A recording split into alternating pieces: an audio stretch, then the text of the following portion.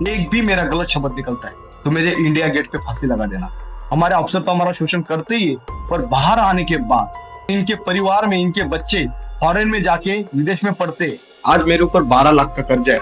सीमा हैदर आती है, उसको यहाँ पे टिकट तक मिलता है, उसको राज्य में नौकरी का अधिकार तक मिल जाता है। तो हमने क्या अपराध किया सर? हम आतंकवादी हुए क्या देश को? प्रधानमंत्री जी वर्दी पे जवानों के साथ दिवाली में मिठाई खिला सकते हैं, हम न्याय मांग नहीं सकते इस वर्दी में? आज के बाद हिंदुस्तान में किसी जवान को शोषण नहीं होने दूंगा। पिछले कुछ दिनों से ये जवान जिनका नाम चंदू चौहान है, आप इनको सोशल मीडिया में कहीं ना कहीं देख ही रहे होंगे, जो यूनिफॉर्म में हाथ में कटोरा लिए दर बदर भीख मांग रहे हैं। जब मैंने ये देखा तो मुझे पर्सनली बहुत ही ज़्यादा बुरा लगा, जिसके बाद मैंने इनसे कांटेक्ट किया और इनका क्या प्रॉब्लम है, क्यों ये ऐसे दर बदर भीख मांग रहे हैं यूनिफॉर्म में। फिर हमने इनसे बात करके पूरी की पूरी स्टोरी कवर की। तो आप वीडियो को पूरा देखें और क्या रीज़न है आप उसे समझें।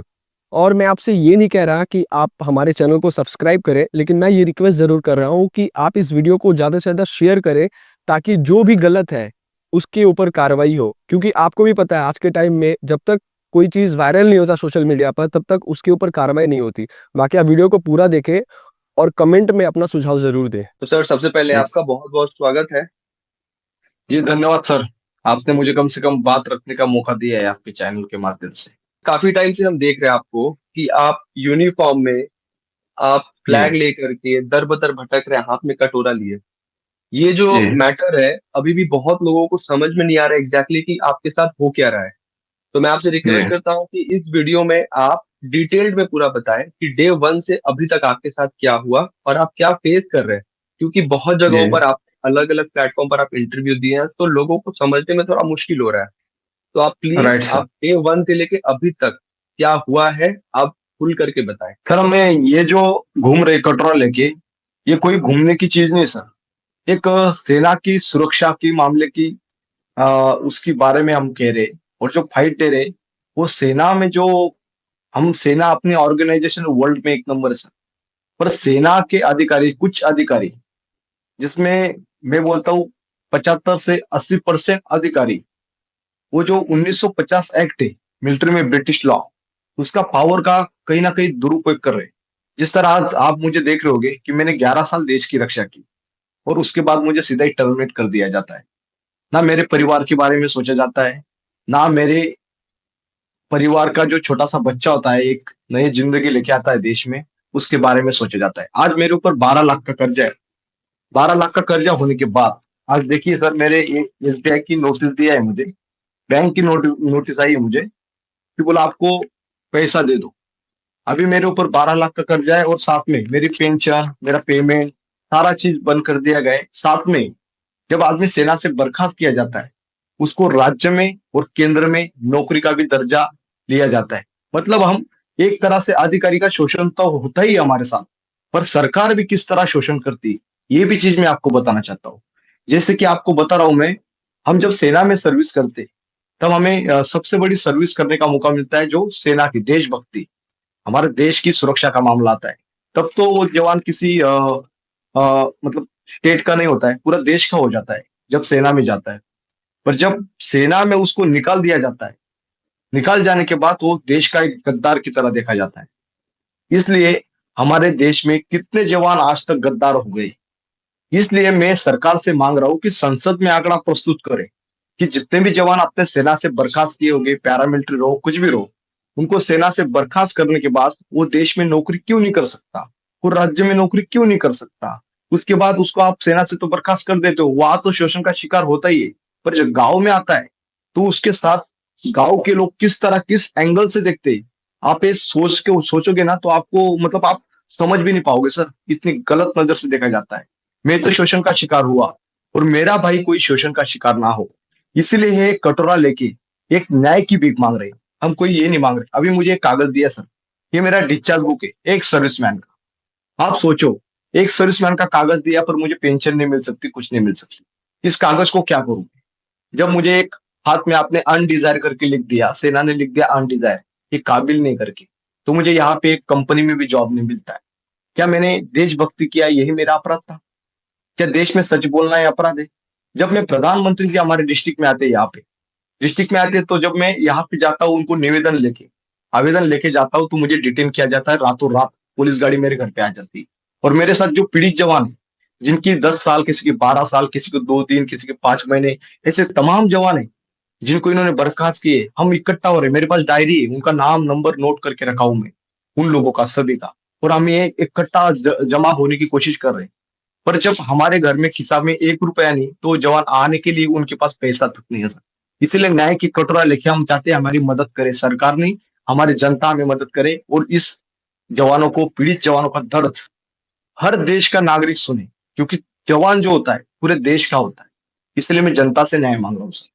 और ये देखिए, जब मैं हर नेता के पास जाता हूँ, ये है लिखा है मैंने सर, है का हिंदुस्तान नामर्द नेताओं का देश हो गया है क्या? जिंदा मीडिया की तलाश है, जिंदा लोगों की तलाश है, मर्द नेता की तलाश में निकला हूँ। क्योंकि मैं जब तमाम नेताओं से मिलता हूँ, कोई नेता हमारी बात रखने के लिए तैयार नहीं सर, कोई भी नहीं। तो आपको क्या लग रहा है कि भारत में कोई भी नेता मर्द नहीं है? तो वही हुआ ना सर, आप देखिए, मेरे पास तमाम वीडियो है। मैं अखिलेश यादव जी से मिलता हूँ, मैं लखनऊ में राजनाथ सिंह को यहाँ मिलता हूँ, पत्र देता हूँ। तो राजनाथ सिंह को मैं चिल्ला के बोलता हूँ, सर मैं वही जवान हूँ जो पाकिस्तान में मैंने 4 महीने यातना जली है सर्जिकल स्ट्राइक के बारे में। आप जब मुझे पकड़ा गया था, मैं वही जवान हूँ सर, मुझे मेरा पत्र ले लो, मुझे न्याय दे दो। तो प्रधानमंत्री है, जो हमारे रक्षा मंत्री जी माननीय राजनाथ सिंह जी, वो मेरी बोलते वर्दी मिल नहीं सकते, आप प्रोटोकॉल के हिसाब से वर्दी तो उतारी जाती, फिर हम अंदर जाते। पर वर्दी पे नाम पे अफसरों के साथ ट्वीट किए जाते बड़े बड़े। आप बिना यूनिफॉर्म के जाके मिलिए उनसे? हाँ मिले, बिना वो वर्दी वर्दी हमें जब मिलने के लिए मौका मना कर दिया, तो हमने प्रोटोकॉल के हिसाब से वर्दी उधर ही उतार दी बाहर ऑफिस के सामने उनके, फिर सिविल ड्रेस डाल लिया, फिर अंदर गए मिलने के लिए। जब मिलने के लिए गया, निवेदन दिया, तो निवेदन भी ऐसे लिया जैसे उनके पीए होते हैं साइड सूट में, उन्होंने ले लिया खींच के ऐसे। मैंने बोला रिसिप्ट दे सर, बोला रिसिप्ट नहीं मिलता है, ऐसे ही होता है यहाँ पे, जाओ। दूर से ही नमस्ते कर दिया रक्षा मंत्री जी महोदय ने। आप सोचो सर, जवान की ये कीमत होती, और जवान के ऊपर सबसे ज्यादा राजनीति होती है सर। आप बताओ सर, हमारा क्या अपराध है? हम न्याय चाहते हैं सर। चंदू जी, ये घटना स्टार्ट कब हुआ? सर आपने सुना होगा सर्जिकल स्ट्राइक 2016, 29 सितंबर, उसके बारे में बहुत राजनीति चली थी। और अपने कांग्रेस गवर्नमेंट ने बताया था कि सर्जिकल स्ट्राइक नहीं हुआ है। फिर पाकिस्तान की गवर्नमेंट बोल रही थी सर्जिकल स्ट्राइक नहीं हुआ है, ठीक है। फिर हमारी पॉलिटिकल पार्टी जो अपनी बीजेपी की है, वो बोल रहे थे सर्जिकल स्ट्राइक हुआ है। उसी टाइम मुझे पाकिस्तान में पकड़ा था। अभी इस बारे की मैं जो सारी चीजें वो खुलासे की करने की कोशिश कर रहा हूँ, इसीलिए मुझे बार बार डिटेन किया जा रहा है। पुलिस मेरे घर पे आती है, अरेस्ट करती है, और मुझे कोई कागज नहीं दिया जाता है, कुछ नहीं दिया जाता है। वही सारा मामला मैं बाहर लाने की कोशिश कर रहा हूँ। अभी तक मेरे, आपने न्यूज में देखा होगा, नेशनल टेलीविजन चैनलों में, कि गलती से गया, गलती से गया। ये किस लिए था, ये क्या चीज था, बाकी मैटर मुझे भी ऊपर से प्रेशर था। मैं मनोहर पारिकर, स्वर्गीय मनोहर पारिकर को भी मिला था रक्षा मंत्रालय में, जब मुझे वहां से 4 महीने बाद कैद से छुड़ाया था तब। उसके बाद मैं एक प्रिजनर वार होता हूँ सर। मेरा कोई रिश्तेदार नहीं था, अपने देश के लिए मैंने किया। और आज अपने ही देश में एक हाथ में कटोरा और दूसरे हाथ में तिरंगा लेके निकल पड़ा हूँ सड़कों में न्याय की भीख मांगने के लिए। और वही पाकिस्तान से आने वाली टेररिस्ट यहाँ हमले करते, सीमा हैदर आती, उसको यहाँ पे टिकट तक मिलता है, उसको राज्य में नौकरी का अधिकार तक मिल जाता है। तो हमने क्या अपराध किया सर? हम आतंकवादी हुए क्या देश के? आप सोचो सर, थोड़ा सोच के देखिए सर मेरे बारे में। आज मेरा 15 महीने का बच्चा है, मेरा भाई भी एक आम आर्मी में बिलोंग करता है, आर्मी में है। मेरा पूरा खानदान मेरा आर्मी में है, फिर चाचा ताऊ से लेकर सारे आर्मी में। पर मेरे साथ जो कलंक लगा है, ये कलंक मेरा ही नहीं, वो हर एक सैनिक का कलंक है, जो बेचारा पीड़ित है शोषण का। 71 की लड़ाई लड़ने वाले भी मेरे साथ है, जिनके पास एक सिक्योरिटी गार्ड की ड्यूटी कर रहा है। उसको मैं जब बोलता हूँ दिल्ली में आ जाओ सर, आ जाओ सर, तो उसके पास पैसा नहीं था आने के लिए, रो रहा था। और कॉल करके बता रहा है, बोला सर आप बहुत अच्छी फाइट लड़ रहे हो। एक बूढ़ा आदमी जिसकी 80 साल एज हो गई सर, 80 में भर्ती हुए थे, 94 में उसको रिटायर करके घर भेज दिया, पेंशन तक नहीं मिला, और राज्य में नौकरी करने का अधिकार भी छीन लिया गया गलत तरीके से। ऐसे लगातार 14 लाख से ऊपर आंकड़ा होगा, मैंने ऐसे ही नॉर्मल कैलकुलेट किया था। इन जवानों को पेट पे लात मारी गई। वो जवान न्याय भी नहीं मांग सकता क्या सर? जब वर्दी पे आप बोलते यूनिफॉर्म, यूनिफॉर्म की कीमत है सर, इसकी कीमत आप जिन पैसों से नहीं खरीदी जा सकती। ये यूनिफॉर्म अपने देश की एक सेवा का एक निस्वार्थ सेवा होती है, इसलिए ये यूनिफॉर्म डालते हैं। यूनिफॉर्म देखते ही पूरा देश सलूट मारता है उसको। पर जब यूनिफॉर्म के ऊपर जब राजनीति होती है, किरण रिजिजू जी जिन्होंने कभी बॉर्डर पे ड्यूटी नहीं दी, आपने लेह में देखा था, पिछले 2-4 महीने पहले न्यूज में आए थे। वो लेह में गए थे, जवानों के साथ साझा किया, उसको वार्तालाप किया, वर्दी डाल के वो डाल सकते हैं। पर जब 11 साल की देश की हिफाजत करने के बाद मैं शोषण का शिकार होता हूँ, कि मैं न्याय मांग नहीं सकता इस वर्दी में? क्या अपराध है क्या सर? प्रधानमंत्री जी वर्दी पे जवानों के साथ दिवाली में मिठाई खिला सकते हैं, हम न्याय मांग नहीं सकते इस वर्दी में? रक्षा मंत्री वर्दी में ट्वीट कर सकते हैं, हम वर्दी पे मिल नहीं सकते, न्याय नहीं मांग सकते सर? ये तमाम चीजें हैं सर। हम न्याय चाहते हैं सर, बाकी हमें कुछ नहीं चाहिए, न्याय दे दो हमें बस। बहुत पहले मैंने आपका एक वीडियो देखा था, पुरानी आपकी एक इंटरव्यू, जी जिसमें आप कह रहे थे कि आप गुस्से में गए थे आप उस पार, और अभी काफी टाइम से वो चीज बाहर आ रहा है कि आप मतलब गलती से चले गए। दोनों में सच्चाई कौन सी है? सर सच्चाई वही तो बोलो। एक पाकिस्तान का न्यूज भी था, पाकिस्तान का न्यूज है, उसने कहा था 2 लोग मारे करके। मेरे पास इसी मोबाइल में, मैं आपको चाहे तो आओ इसमें साइड में चला देना, आप उनको रिकॉर्डिंग सुना देना पाकिस्तान न्यूज का। उन्होंने कहा है सर्जिकल स्ट्राइक में पकड़ा गया है, इसको 2 लोगों ने इसने मारा है। पाकिस्तान ने स्टेटमेंट दिया था, पता है? पर आज मैं तब सर्विस में था, इसीलिए मैं कुछ चीजें नहीं बोल पाया था सर। सर्विस के दौरान मुझे कुछ प्रेशर था, कुछ चीजें थी। आप सोचिए सर, 2016 में सर्जिकल स्ट्राइक था, 29 सितंबर 2016 के दिन क्या हुआ है, घटना क्या हुई? आप न्यूज में देखिए, गूगल पे डालिए 29 सितंबर 2016 क्या है मैटर। 29 सितंबर को ही मैं पाकिस्तान में कैप्चर होता हूँ, और 29 सितंबर को ही पाकिस्तान के एक डॉन न्यूज, वहां के एक डॉन न्यूज वहां पे वृत्त पत्र छाप देता है कि एक सर्जिकल स्ट्राइक का जवान पकड़ा है। फिर बाद में जब ये वृत्त पत्र छाप देते हैं तो गवर्नमेंट को एक्सेप्ट करना जरूरी हो जाता है। नहीं तो मेरे part order, officially part order देखोगे तो उसमें पीओडब्ल्यू, पीओडब्ल्यू मतलब जंग में पकड़ा हुआ कैदी, युद्ध बंदी। अगर आपको पीओडब्ल्यू कहा जा रहा है तो हाँ इतना कुछ जो आप झेल रहे हैं ये तो गलत है फिर, ये तो साफ साफ समझ में आ रहा है। जी लेकिन सर। जब से आप बाहर आए वहां से, उसके बाद से अभी तक इस बीच में आपके साथ क्या क्या हुआ? क्या आप सर्विस किए थे, या फिर आप कहाँ थे इतने दिन तक? जी सर, मैं सर्विस में था, उसके बाद मुझे पनिशमेंट मिला था गलत तरीके से। ऑफिसर्स, हमारे मिलिट्री लॉ जो है 1950 एक्ट, वो क्या कहता है? आप सोचिए, ब्रिटिश लॉ, हम देश अंग्रेजों से आजाद हो गए, आप सिविल लोग पूरे आजाद हो गए, पर हम सेना के जवान आजाद नहीं हो पा रहे। इनको घरों में काम करने के लिए जब हमने मना कर दिया तो सीधा ही हमारे ऊपर एक एक्ट लगता है कि आपने 1900 ये कौन सा एक्ट लगा देते हैं ऑफिसर्स। फिर बोलते हैं, बोला आपने ऑर्डर फॉलो नहीं किया, सीधा ही पनिशमेंट। जब पनिशमेंट देते हैं तो हम चाहते हैं जब भी पनिशमेंट दिया जाए, ये पनिशमेंट शोषण होते ही, जैसे आपको मैं बोलूंगा, बोला सर मेरे साथ गलत हुआ है, मेरे पनिशमेंट दे दिया। पर बाहर लोग क्या सोचेंगे पता है? यार इसने कुछ गलत किया होगा तभी पनिशमेंट दिया होगा, एक नॉर्मली बात बता रहा हूँ। पर जब ये बोल रहे हैं, पर इसकी बात भी कोई होना चाहिए, इसकी बात की भी सुनना चाहिए था ऑफिसर्स ने, उसकी बात नहीं सुनी जाती सर। वहां तक उसको कागज तक नहीं दिया जाता है। आप सोचिए, हम चाहते हैं वीडियो ऑडियोग्राफी की एक कॉपी जवान के हाथ में दिया जाए, जिससे गलत दूध का दूध पानी का पानी हो जाएगा। गलत ऑफिसर पनिशमेंट देगा तो वीडियो कॉपी उसको मिल जाएगी, सुप्रीम कोर्ट का भी निर्देश है। एसक्यूट जो होता है उसको भी एक वीडियो ऑडियोग्राफी की एक कॉपी मिलती है कोर्ट की कंडक्ट से, तो उसको भी एक दे दो, ताकि ये मिलिट्री के अधिक, हमारी आर्मी ऑर्गेनाइजेशन वर्ल्ड में 1 नंबर सर, मैं फिर से बता रहा हूँ। पर आर्मी के ऑफिसर सेना के नाम पे जवानों का शोषण कर रहे हैं, जवानों को बार बार दबाने की कोशिश कर रहे हैं। आपने देखा था एक बार, एक तेजबाज था जिसने खाने का रिपोर्ट किया था, उसको आज बर्खास्त कर दिया है, आपने सुना भी होगा। पर जब महेंद्र सिंह धोनी, ये भी एक सेना के अफसर है, पर अफसर रैंक के, मेजर रैंक के थे, पर उसके साथ ब्रिगेड कमांडर उसके साथ आगे पीछे घूमते, तब नेशनल सिक्योरिटी की बात कहा गई सर।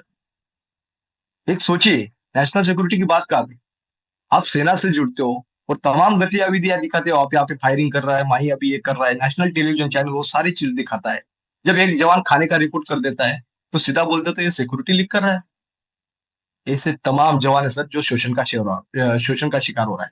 पर मैंने भी कसम खाई इस भारत माँ की कि आज मैं शोषण का शिकार हुआ, आगे से मेरा किसी हिंदुस्तान में एक भी भाई को मैं शोषण का शिकार नहीं होने दूंगा। और उन जवान का कलंक मिटाने जा रहा हूं जो जवान सेना से बर्खास्त कर दिया गया हो, गलत तरीके से उनको पनिशमेंट मिला है। 78 साल हो गए हमें आजाद होके, पर 78 साल में कितने जवानों को पेट पे लात मरी गई, उनको घर पे, परिवार पे कैसे गुजारा कर रहे, उनका दर्द देखोगे तो आप रो दोगे सर। क्योंकि एक बूढ़ी माँ थी, माता जी थी, उन्होंने जब बताया, मुझे रोना आ गया आंखों से सर। क्योंकि उन्होंने बोला बोला हम ऐसे हाथ मजूरी काम कर रहे हैं, मैं नहीं आ पाऊंगा, मैं आती हूँ बोला। 90 साल की हो गई सर, उसका पति को भेज दिया था घर पे सीधा ही, 7 साल में। आप सोचो सर, ये सारी चीजें है सर। हमारा गरीब परिवार का कोई नहीं होता है। एक हमारा एक आर्म फोर्सेस क्रिमिनल कोर्ट होता है, कोई बोलता है कोर्ट में जाइए, आर्म फोर्सेस क्रिमिनल कोर्ट में हमारे आला अधिकारी जो रिटायर होते हैं मेजर जनरल जनरल रैंक से जो भी रिटायर होता है, वही उनका पैनल बैठता है और वही हम पिटीशन दाखिल करते हैं। जब पिटीशन दाखिल करते हैं तो उसमें फिर से अधिकारी ही हमारी केस लड़ता है और सिविल जो वकील होता है उसके थ्रू वहां से उनका कैंडिडेट होता है, दोनों का कॉम्बिनेशन हो जाता है। फिर ये जवान उतना पैसा नहीं दे पाता है, वो बोलता है मेरा प्रमोशन होल्ड हो जाएगा, भाई देख ले उसको। फिर वो केस वहां से चलती रहती, 1.5 2 साल 3 साल जो भी लगती है, फिर बाद में डिसमिस हो जाती है। फिर आता है ये हाईकोर्ट में। हाईकोर्ट में आने के बाद फिर एक केस चलता है फिर से, अरे ऑलरेडी पहले ही टूट चुका होता है पैसों से, या ऑलरेडी डिसमिस तो होता ही है, और गांव में तो शोषण का शिकार होता ही है। पर बाद में वो जब केस करता है उसमें आर्थिक बाजू भी उसकी लो हो जाती है बिल्कुल जवान की, फिर ये केस ही नहीं जीत पाता है सर। इसीलिए हम चाहते हैं, मैंने ये मांग रखी है, आपको पढ़ के दिखा दूं एक बार। जी। ये पहली, ये देखिए मेरी मांग है। वैसे तो आप साइड में भी लगा दोगे, मैं फिर भी बता देता हूँ आपको एक चीज में। सेवा से निकाले गए जवानों का आंकड़ा संसद में प्रस्तुत हो। सेवा से निकाले गए जवानों का संसद में आंकड़ा प्रस्तुत हो, कितने जवानों का आपने पेट पे लात मारी आज तक, उसका आंकड़ा बता दो। उसके बाद सजा या जांच के दौरान ऑडियो वीडियो रिकॉर्डिंग अनिवार्य हो जाए। बिना पेंशन निकाले गए जवानों को परिवार पालन पोषण हेतु दूसरी सरकारी नौकरी का प्रावधान हो। जब हम सेना से जुड़ते, वो हम तो देशभक्ति के इसमें जुड़ते, पर जब हम सेना से बर्खास्त होते तो एक आतंकवादी की नजरों से हो जाते, क्योंकि हमें राज्य में और केंद्र में नौकरी का अधिकार भी छीन लिया जाता है। पर रूल रिकॉर्डिंग से हिसाब से जाओगे तो वो वैसा नहीं है, पर गवर्नमेंट नहीं चाह रही है पैसा उनको नौकरी मिले सेना के जवान। रूल रिकॉर्डिंग के हिसाब से आप देख गूगल में जाइए कि जो भी सेना से बर्खास्त होता है उसको नौकरी का प्रावधान है। जब छोटी मोटी गलती हो जाती है जवान से, या तो उसको आप बर्खास्त कर रहे हो तो उसको जीने का अधिकार तो होना चाहिए। आप सोचिए जेएनके गवर्नमेंट में टेररिस्ट हमला करता है, उसको जिंदा पकड़ने पे यहाँ पे नौकरी मिलती है, यहाँ पे वो नागरिक भी बनाया जाता है। पर हम जवान क्या सर, हमारा दर्द कौन सुनेगा। इसीलिए दूसरा एक और लिखा है, गलत सजा के मामलों की जांच के लिए स्वतंत्र समिति बने। वही अधिकारी ना बैठे उसमें, स्वतंत्र समिति बनाए, गठन किया जाए। कितने जवानों को टर्मिनेट किया गया उसकी एक समिति गठन करे, बताया जाए कि गलत सजा किन किन को मिली, उसके बारे में एक समिति गठन हो। फिर हमने लिखा है, जवानों को आर्मी एक्ट 1950 की पूरी जानकारी दी जाए। जब सेना में जुड़ते हैं तो उसको जानकारी का कुछ पता ही होता नहीं। आधे बंदे तो ऐसे बेचारे, आर्मी लॉ लॉ क्या है, आपके साथ शोषण तो हो ही रहा है, मानव अधिकार क्या है, ये सारी चीजों को उनको नॉलेज ही नहीं है। इसलिए उसको उन चीजों के बारे में, एक्ट के बारे में बताया जाए। फिर लिखा है, अधिकारी द्वारा शोषण रोका जाए। ये तो नॉर्मली बात है, ये तो होता ही है शोषण, ये रोका जाए। फिर हमारा है कि लास्ट है मुद्दा हमारा, एएफटी, सैन्य अधिकारी न्यायाधिकरण। सैन्य न्यायाधिकरण जो एएफटी होता है, arm forces tribunal court, military military का कोर्ट होता है। जब भी सेना से कोई बर्खास्त होता है, पहले उसकी प्रोसेस के हिसाब से उसको आर्म फोर्सेस ट्रिब्यूनल कोर्ट में उसको अपील करना होता है। उसमें केवल सिविल स्टॉप हो, ताकि निष्पक्ष जांच हो सके, गलत जांच ना हो। सिविल स्टॉप हो उसमें, सिविल स्टॉप, ना कि मिलिट्री के अधिकारी वही रिटायर होके फिर वहां बैठे रहेंगे, फिर उसका ऑलरेडी नंबर कॉन्टैक्ट रहते हैं, अफसर सब मिले होते हैं। ये सिविल स्टॉप उसमें चाहता हूं मैं, जैसे मैं आज शोषण का शिकार हुआ और मेरा भाई कोई शोषण का शिकार ना हो। इसीलिए ये लड़ाई में आप सोचिए, जो सर्विस कर रहा है वो जवान भी मुझे कॉल कर रहे हैं, बोला सर आपने जो उठाया है ये बिल्कुल जायज है, हम आपके फेवर में और हमेशा आपके साथ रहेंगे। पर मजबूरी ये है सर, ये है मेरी मजबूरी। मेरा एक परिवार है, बच्चा है, मैं बार बार डिटेन हो रहा हूँ। अभी मेरा एसबीआई का लोन है, अभी मुझे जॉब भी नहीं मिल रहा है, कुछ नहीं मिल रहा है। ये मेरा ये कार्ड दिया है एक्स मैन का, ये देखिए ये एक्स मैन का कार्ड दिया है, इसको क्या करूं मैं।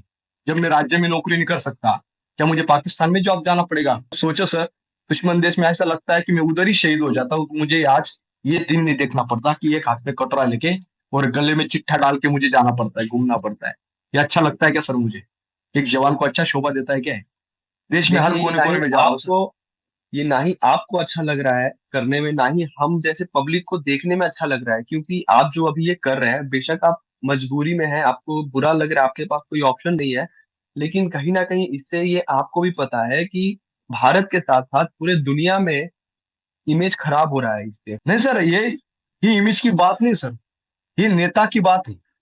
जो नेता है ना, वो हमारे पार्लियामेंट में एक दिन भी सांसद बन जाता है तो उसको पूरी नौकरी जिंदगी भर के लिए पेंशन मिल जाता है सर। और जब जवान 11 साल देश की हिफाजत करता है, कोई 10 साल, कोई 12 साल, कोई 3 साल, आप सोचिए, तो उसके बाद उसको जब सेना से बर्खास्त कर दिया जाता है, उसका कैरेक्टर पे आप सोचो। गांव में जब मैं ज्वाइन हुआ था, मेरे पूरा गांव मुझे छोड़ने के लिए आया था स्टेशन पे। जब मैं निकाल दिया तो मुझे आज कैसे नजरों से देख रहा होगी, आप सोचो उस बारे में एक बार, सोच के देखो। जी। ऐसे हमारे कितने जवान है सेना में जिनको घर पे हुँ, पेट पे लात मारेगी। उनका जब दर्द देखोगे सर, तो मैं वही सोच रहा हूँ कि अभी उनका इंटरव्यू मैं शुरू करूँ, फिर मैं उनको इकट्ठा करूँ और एक बड़ा आंदोलन शुरू करने वाला हूँ। आप रास्ते पे कितने दिन हो गए आपको उतरे हुए ऐसे, इस हालत पे? सर मैं 3 महीने से भीख मांग रहा हूँ सर, न्याय की भीख। 3 महीने से आपका जो खर्च है, ये कैसे मैनेज कर रहे हैं आप सब कुछ? सर कोई एक आधी बंदा होता है जो डाल देता है फोन पे के माध्यम से, कभी फौजी ड्यूटी वाला। और ये कोई पैसा कमाने का स्वार्थ नहीं है, मेरा यूट्यूब चैनल खोला है, किसी ने बोला था यूट्यूब चैनल पे बताओ, फिर हमारे साथ मेरा यूट्यूब चैनल को 2 बार नोटिस दे दी, बोला आप बंद करिए, क्योंकि कोई कार्यकर्ता होते होंगे कोई पार्टी के, क्योंकि आप इनको बोल रहे हो ना सीधा ही, प्रधानमंत्री को आप चैलेंज दे रहे हो, रक्षा मंत्री को चैलेंज दे रहे हो, तमाम पॉलिटिकल पार्टियों को चैलेंज दे रहे हो कि भाई मर्द नेता की तलाश में निकला हो, तो उसके ऊपर केस करते, फिर मेरा यूट्यूब चैनल बंद करने की कोशिश करते। ये मेरा यूट्यूब चैनल है, उसके माध्यम से मैं सोशल मीडिया पे आया हूँ अभी। चंदू चौहान 123 मेरा ये यूट्यूब चैनल है, उसमें आप डाली भी देना चाहे तो, क्योंकि उन लोगों को पता चले। ये चीजें इसीलिए डालो सोशल मीडिया के प्लेटफॉर्म से, क्योंकि मीडिया नेशनल टेलीविजन चैनल नहीं दिखाएगी, बिल्कुल नहीं दिखाएंगी। जब मैं मीडिया के सामने जाता हूँ इंटरव्यू देने के लिए, बोला मेरा चैनल सर मेरी नौकरी चली जाएगी। आप बताओ सर, क्या देश के जवान सिर्फ मरने के लिए? ये देखिए पुलिस थाना में ले गए थे, आपको दिखाता हूँ मैं वीडियो में। ये तो नॉर्मली सर, अभी मैं कटरा लगे थे कि राहुल गांधी जी की सभा में गया था। आपको डिटेन क्यों किया जा रहा है बार-बार? यही सब नेताओं के पास जा रहा हूँ, यही देश के कर्णधार नेता है जो न्याय दिला सकते हैं। ये पार्लियामेंट में जाते हैं, इनके जो सफेद कुर्ता डालते हैं ना सर, ये सफेद कुर्ता डालता है, उतना ही काला सच बोल बोल के आगे चले जाते होते। ये नेता का बच्चा नेता बनता है, नेता का बच्चा नेता बनता है, पर एक मिडिल परिवार का आदमी जब न्याय के लिए निकल पड़ता है, तो उसको सुनने वाला इस देश में कोई नहीं होता है। इसीलिए मैं निकल रहा हूँ हर नेता के पास, मैं मर्द नेता की तलाश कर रहा हूँ। कोई तो मर्द नेता होगा, पिछले हमारे आपने इतिहास देखा होगा, हमारे भगत सिंह, सुखदेव, राजगुरु, चंद्रशेखर आजाद, ये तमाम लोगों ने क्रांति लाई थी। संसद में उन्होंने बम फेंका था, पता है? हमारी बात जब अंग्रेज सरकार सुनी लग रहे थे, तब उन्होंने क्रांति लाई, तभी हमें आजाद हो पाए। नहीं तो आज हम आजाद भारत में ही गुलाम हो रहे हैं। हम चंद 500 और 1000, 2000, 5000 में अपना वोट दे देते हैं और चुनते हैं कोई अलग से नेता।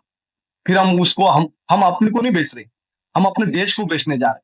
जब वोट डालते तो पैसा लेते, तो ये तमाम चीजें हमारे साथ हो रही। आज मैं ही किसी अमीर घर का परिवार का बच्चा होता ना सर, रातों रात कोर्ट कचहरी हो जाता, मेरा सब कुछ चीजें हो जाना था। आज मेरे पास कटोरे के अलावा कुछ नहीं। एक कोर्ट में केस डालने के लिए ना पहले वकील बोलता है पैसा है क्या भाई, 10-15 हजार तो पहले ही स्टॉक में लग जाते। आज मेरे पास खाने के लिए कुछ नहीं, मेरा बच्चा है। आप देखोगे तो शक्ल आपको अच्छा नहीं लगेगा। आज मेरा बच्चा नहीं रहता, आज मेरी फैमिली नहीं रहती और मैं शहीद हो जाता, तो मुझे आज ये दुख नहीं होता है सर, ये बहुत ज्यादा दुख होता है। मेरे मम्मी पापा बचपन में गुजर गए। जब मैं पाकिस्तान में जाता हूँ तो मेरी नानी उस टाइम सदमे में गुजर जाती है। उसके बाद मेरी सिस्टर डिलीवरी को एडमिट रहती है, उसको 3-4 महीने ये तक नहीं बताया जाता तेरा भाई पाकिस्तान में है। उसी दिन मेरे सिस्टर को बच्चा होता है, लड़का होता है, उसको बताया नहीं जाता है। इतना तकलीफ से गुजरने के बाद जब मैं वहां से आता हूँ, तो यहाँ से आने के बाद फिर से शोषण का शिकार होता हूँ। फिर भी मैं बोलता हूँ मेरे एक मिडिल परिवार का आदमी है, भाई मैं कुछ नहीं कर सकता, दे दो जो पनिशमेंट है ना, वो दे देते हैं। फिर मैं पनिशमेंट भी लेता हूँ, सर्विस में कंटिन्यू रहता हूँ। 2017 से कंटिन्यू सर्विस में रहता हूँ। जब मुझे गलत तरीके से अधिकारी टॉर्चर करने लगते, तो मैं उनको पत्र व्यवहार शुरू करता हूँ। फिर ये मुझे फिर परेशान करते, फिर मुझे काउंसलिंग के लिए बार बार भेजते। जब काउंसलिंग के लिए मुझे भेजा जाता है, तब मैं उनको बोलता हूँ, बोला डॉक्टर को बोला सर मुझे अगर ऐसी कोई बीमारी है, मानसिक या शारीरिक, तो मैं आपको लिख के देता हूँ कि मैं लड़ाई जंग के काबिल नहीं है, क्योंकि लड़ाई में तो कोई मानसिक वाला नहीं चाहिए, तो इसलिए मैं लिख के देता हूँ। तो डॉक्टर बोलता है आपको कोई बीमारी नहीं, आप वापस जाइए। तो ये सारा टॉर्चर शुरू करते। फिर उन चीजों से मैं कंटिन्यू, फिर कलेक्टर माध्यम से letter, channel through, proper through channel through जाता हूँ मैं, सीओ को लेटर देता हूँ, सीओ मेरे ऊपर ऐसा कागज फेंक देता है। फिर मैं पोस्ट ऑफिस में जाता हूँ, वही पत्र डालता हूँ सीओ के एड्रेस पे। फिर मैं घर पे आता हूँ, कलेक्टर डीसी को मिलता हूँ, वहां पे उनको निवेदन देता हूँ। एसपी साहब को मिलता हूँ, बोला मिलिट्री के मैटर है। बोला सर जब भी जवान आप, हम परेशान पीड़ित जवान है, मिलिट्री का मैटर बोल रहे हैं, हम भी तो सेना के जुड़े, हमारे अधिकारी हमारी सुन नहीं रहे, तो आप एफआईआर करो उनके खिलाफ। बोला नहीं नहीं हम नहीं कर सकते। ये चीज होने के बाद फिर मैं दिल्ली पे अनशन के लिए जाता हूँ। अनशन के लिए जाता हूँ, वहां पे मुझे दिल्ली पुलिस अरेस्ट करती है, फिर मुझे सेना पुलिस के पास सौंप देती है। 2019 के बारे में बोल रहा हूँ मैं। फिर बाद में दिल्ली पुलिस मुझे वहां से अरेस्ट करती है, सेना पुलिस को देने के बाद सेना पुलिस हमारे यूनिट को इन्फॉर्म करती है, जहां नगर में था मैं, कोई यूनिट वाले वहां से आते हैं गार्ड लेके, और मुझे अरेस्ट करके फिर ले जाते, फिर मुझे पनिशमेंट मिलते। बोला बिना परमिशन के आप चले गए थे। मैंने बोला मैं तो एप्लीकेशन डाला है आपको, दिया था। बोला हमको नहीं पता। यही बात सुनी जाएगी। मैं बोलता हूँ सर एप्लीकेशन दिया है, आप तो कुछ तो करो। मतलब एप्लीकेशन देने के बावजूद हम होते हैं कि एप्लीकेशन दिया ही नहीं। फिर बाद में मैं पोस्ट ऑफिस में रजिस्टर किया है, वो भी मेरे पास प्रूफ है। पुलिस थाना में जाता हूँ, वो भी मेरे पास एविडेंस है। ये सारी चीज होने के बाद फिर से मुझे पनिशमेंट दिया जाता है। पनिशमेंट दे दे के मुझे 2024 में बताया जाता है कि आपको 5 पनिशमेंट मिल गई है, इसलिए आपको हम सेना से बाहर कर रहे हैं। और मुझे नोटिस दिया जाता है और मैं नोटिस का आंसर देता हूँ कि ये जो पनिशमेंट दिया है 1950 एक्ट के तहत आपने जो पनिशमेंट दिया है 2017 से 2024 के काल में जो पनिशमेंट दिया है, इसमें मानवाधिकार का वायलेशन हो रहा है। हमारी बात तक नहीं सुनी जाती। इसीलिए मैं लोकशाही के माध्यम से और कोर्ट के माध्यम से मैं न्याय लूंगा। यही मैं उनको आंसर देता हूँ और मुझे सीधा मेरी फैमिली को क्वार्टर से निकाला जाता है और मेरे बच्चों को भी 15 महीने का क्वार्टर से निकाला जाता है और हमें यहाँ से कैंप से बाहर बेदखल कर दिया जाता है। और मैं न्याय के लिए कटोरा लेके निकल पड़ता हूँ अपने देश में न्याय के लिए। अभी सर क्या हो रहा है, बहुत लोगों का ये स्टेटमेंट आ रहा है, आपको संस्था पर भरोसा है या नहीं? सर ऑर्गेनाइजेशन का कोई दोष ही नहीं ना सर। तो यही ऑर्गेनाइजेशन जब ट्वीट कर रही है कि आपके पुअर डिसिप्लिनरी की वजह से आपको डिसमिस किया जा रहा है, राइट। तो जी। अगर आप संस्था पे आप भरोसा करते हैं तो आपको ये चीज एक्सेप्ट कर लेना चाहिए। कैसे सर? ऑर्गेनाइजेशन में जो बैठे हैं, जो एडीजीपीआई में जहाँ बैठे, वो तो अधिकारी ही बैठा है ना वहां पे। जो वही अधिकारी ही बैठा होगा, कोई नियुक्ति उसी की होगी। और जब रक्षा मंत्री के सामने मैं खुलेआम जाके उधर निवेदन दे रहा हूँ, रक्षा मंत्री को ये बोल रहा हूँ जांच कर दो सर, ये चीजें मेरे साथ हो रही। वही सैनिक हूँ सर मैं, 5 महीने 4 महीने पाकिस्तान में यातना झेलता हूँ, टॉर्चर करता हूँ, वही जवान हूँ सर। तो रक्षा मंत्री ही मुझे दूर से नमस्ते कर रहे हैं, ठीक है जाइए जाइए। मतलब ऐसी कीमत ही नहीं है कोई जवान की, वैल्यू ही नहीं है।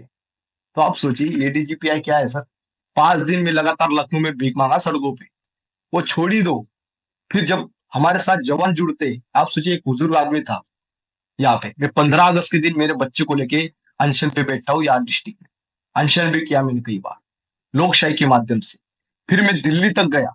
दिल्ली में जब गया सर, तब मैं जंतर मंतर के यहाँ गया, तो मुझे डिटेन कर लिया पुलिस ने और धमकी देने लगा, तू क्या, तेरी औकात क्या। तो फिर मैंने बोला सर ऐसे मत बोला, हम भी जवान है सर। बोला तू जवान होगा, तू ऐसे ही बेंच बोला ऐसे। मतलब मैं लैंग्वेज नहीं बोलना चाहता, उस लैंग्वेज में मुझे बात किया। बोला ठीक कोई बात नहीं। मैंने एप्लीकेशन दिया, फिर उनको एप्लीकेशन दिया तो बोला 10 दिन के बाद आइए। फिर यहाँ से दो तरह होता है, एक अनशन नहीं कर सकते आप, सुप्रीम कोर्ट का निर्देश है। जब भी आपको अनशन करना होगा 10 दिन पहले एप्लीकेशन देना पड़ेगा। उसके बाद वहां पे सिर्फ 10 बजे से लेकर 1 बजे तक बैठोगे, पहला सेक्शन। या तो दूसरा सेक्शन है, 2 बजे से लेकर 5 बजे तक बैठोगे, दूसरा सेक्शन। मतलब आप अनशन नहीं कर सकते, सिर्फ नॉर्मल प्रोटेस्ट कर सकते हो। बोला ये भी परमिशन देंगे तब। फिर मैंने कहा, बोला सर ये तो आप तो स्कूल की कॉलेज की तरह क्लास ले रहे, बोला ये इससे अनशन ही बंद कर दो, डेमोक्रेसी खत्म कर दो, लोकतंत्र का गला घोट रहे हैं। तो क्या न्याय मांगना अपराध है सर इस देश में? ये कौन सा तरीका है सर? हमें डिटेन क्यों कर रहे थे? प्रधानमंत्री तो देश के बारे में, जवानों के बारे में मिठाई खिलाते। जब मैं निवेदन लेके जाता हूँ तो मुझे यार डिटेन कर रहे रातों रात। तो इतने टाइम में आपने किसी बड़े मीडिया चैनल को आपने बात करने की कोशिश की जो आपकी आवाज को अच्छे से उठा सके? सर ये ना एपीपी न्यूज, उनके वीडियो भी आपको दूंगा, साइड में चला देना आप थोड़ा। तो उनकी वीडियो भी दूंगा, आप देखिए। उनमें इंटरव्यू देता हूं, उनको शर्म आती है जब पब्लिक देखती है तो। वो इंटरव्यू तो लेते हैं पर चलाते नहीं। बोलते हैं बोला भाई हमारी नौकरी चली जाएगी, हम आगे पूछेंगे। जो यूट्यूबर है वो बेचारे दिखा रहे थोड़ा बहुत, जितना हो सके वो कर रहे हैं हेल्प। जैसे आपके माध्यम से आप हमारा यूट्यूब चैनल आप दिखा रहे हो, हमारी बात कम से कम पीड़ा दर्द दिखा रहे हो, यही हमारे लिए बहुत बड़ी बात है। कोई ऐसा आदमी है जो हमारी बात दर्द दिखा रहा है लोगों तक। सर देखिए, क्या है कि जब आपके संग ये इंसिडेंट हुआ, अभी इतना वक्त हो चुका है। जैसे मैं पहले कहा कि हम लोगों को खुद देख के नहीं अच्छा लग रहा, आप जब ऐसे यूनिफॉर्म में बाहर निकल रहे हैं लोगों के बीच, उस बीच लोगों का क्या रिएक्शन हो रहा है आपके प्रति? लोगों का सर, लोगों को खून खुल रहा है उनका, इन नेता के प्रति खून खुल रहा है कि बोला यार जवान भीख मांग रहा है तो हमारा क्या सुरक्षण करेंगे। पूरे सच्चाई बोल रहा है जवान जो बोल रहा है। इसमें कौन सा गलत है सर? ये कौन सा गलत है? आप देखिए ना माँ, हम मैं हमारे अकेले की नहीं है। आज मेरे साथ शोषण हुआ, कल किसी जवान का शोषण ना हो, इसीलिए लगातार लड़ाई लड़ रहा हूँ सर मैं। मुझे पता है इस लड़ाई में मेरे साथ कुछ भी हो सकता है। मेरा आप सोचो सर, एक जवान है जो अपना 15 महीने का बच्चे को छोड़ के हिंदुस्तान के हर कोने में कटोरा लेके भीख मांग रहा है। क्या मुझे शर्म आना बंद हो गया? पर सरकार को अभी तक शर्म नहीं आ रही। क्या मुझे अच्छा लग रहा है सर एक कटोरा गले में चिट्टा डाल के? मुझे लोग देखते नहीं, मुझे शर्म नहीं होती? मुझे भी शर्म है कुछ, पर सरकार को अभी तक शर्म ही नहीं। हमारी शर्म चलेगी सर, मुझे रात को नींद नहीं आती। रात दिन में वही दिमाग में चलाता हूँ कि पाकिस्तान में शहीद होता तो अच्छा हो जाता। अभी तो ऐसे लगता है कि ये गले में डाल के सो जाऊं रात को, ये गले में डाल के हिंदुस्तान नामर्द वाला और गले में ऐसे लगा के फिर सो जाऊं। ये लगता है सर, भगवान कसम झूठ नहीं बोलूंगा। बहुत दर्द होता है ये चीज सुन के। आप सोचो पाकिस्तान से आने वाली सीमा इधर यहाँ आती है अनलीगल तरीके से, उसको यहाँ टिकट मिलता है और उसके बाद यहाँ पे नागरिक बनाया जाता है। और एक सैनिक जो पाकिस्तान में 4 महीने यातना लेता है, उसको एक हाथ में कटोरा और एक हाथ में तिरंगा लेके न्याय के लिए निकलना पड़ता है। जांच कर दो सर, जांच कर दो। और सर्जिकल स्ट्राइक के बारे में पाकिस्तान ने जिस तरह कहा है 2 लोग मारे, तो ये चीज बाहर खोलना चाहता है। अभी एक सबसे मेन इंपॉर्टेंट पॉइंट बताना चाहता हूँ, सबसे मेन इंपॉर्टेंट पॉइंट, मैं क्यों छूटा और मुझे क्यों छोड़ा गया, ये भी चीज। और अभी जो कुलभूषण जाधव है जो पाकिस्तान में पकड़ा गया है, उसके बारे में भी बताना चाहता हूँ क्यों नहीं छूट रहा है। ये आपको कोई नेशनल टेलीविजन चैनल नहीं दिखाएगी, ना ही बताएगी। सबसे अहम पॉइंट बताना चाहता हूँ, जो कुलभूषण जाधव है उसको क्यों नहीं छोड़ रहे और मुझे किस लिए छोड़ा गया। जब पाकिस्तान में हमारे सर्जिकल स्ट्राइक होता है 29 सितंबर को, उस टाइम पे पाकिस्तान ने जो न्यूज डाला था वहां पे उनकी बैन किया जाता है, एक डॉन न्यूज वाले को बैन कर दिया था। उसके बाद वो न्यूज लीक होने के बाद हमारा तो प्रेशर पड़ ही गया था परिवार का, बाहर न्यूज में आ गया कि इनको लाना जरूरी हो गया। फिर अपनी गवर्नमेंट ने एक स्टेटमेंट दिया था गलती से गया करके, आपने जैसे न्यूज में देखे होंगे कई इंट्रूस। ये थोड़ा नेशनल सिक्योरिटी का मामला था इसलिए मैं कुछ नहीं बोला। पर अभी मैं एक सिविल हूँ, एज अ सिविलियन। तब तो मैं सेना से जुड़ा था, तब मैं कुछ नहीं बोल पाया। पर अभी मैं पूरा राइट के हिसाब से लड़ूंगा क्योंकि मेरे पास कागज है, प्रूफ है, एविडेंस है, सारी चीजें खोलना चाहता हूँ। 29 सितंबर को मुझे पाकिस्तान ने पीओडब्ल्यू किया है, युद्धबंदी। पीओडब्ल्यू मेरी पार्ट ऑर्डर हुई, आप चला देना साइड में। उसके बाद वहां से आने के बाद मुझे इधर जो बताया गवर्नमेंट ने बताया, बोला गलती से चला गया है, समझिए, गलती से चला गया। उस टाइम पे अगर हमारी सरकार बोलती थी सर्जिकल स्ट्राइक में था इसने 2 लोग मारे हैं, फिर पाकिस्तान की गवर्नमेंट को छोड़ना मुश्किल हो जाता, क्योंकि वहां के अपोजिशन पार्टी नूर की गवर्नमेंट है। वहां अभी इमरान खान की गवर्नमेंट थी, वो अरेस्ट हो गया। अभी नूर की गवर्नमेंट है जो नवाज शरीफ थे। जहाँ पाकिस्तान में हमारे प्रधानमंत्री जी चाय पीने के लिए गए थे, मैं तो चाय पीने नहीं गया था, मैं तो अपने देश के लिए गया था, अपने इस देश के लिए, वतन के लिए। पर जब वहां पे नूर की गवर्नमेंट थी, नवाज शरीफ के यहाँ से उन्होंने गलती से गया करके उन्होंने छुड़ाने की कोशिश की, बोला 4 महीने बाद मुझे छोड़ा था, गलती से गया कर। पाकिस्तान में उन्होंने फिर अलग से इम्पैक्ट डाला कि बोला परेशान हो गया आया था, क्योंकि वहां की सरकार गिर जाएंगी। वो ऐसे थोड़ी बोलेंगे इसने मारा है इसलिए इसको छोड़ रहे हैं हम, ऐसे बोलेगी तो सरकार ही गिर जाएगी। वहां के लोग बोलेंगे बोला ये मारने आया था इसको छोड़ रहे हैं आप, तो अपोजिशन पार्टी वहां पे ऐसे ही हंगामा कर देती। इसलिए पाकिस्तान एक स्टेटमेंट दिया था जब मुझे छोड़ा था, ये परेशान हो गया आया था। पहले उन्होंने न्यूज दिखाया था इसने 2 लोग मारे, सर्जिकल स्ट्राइक में पकड़ा है। फिर जब छोड़ा था तब अलग स्टेटमेंट दिया।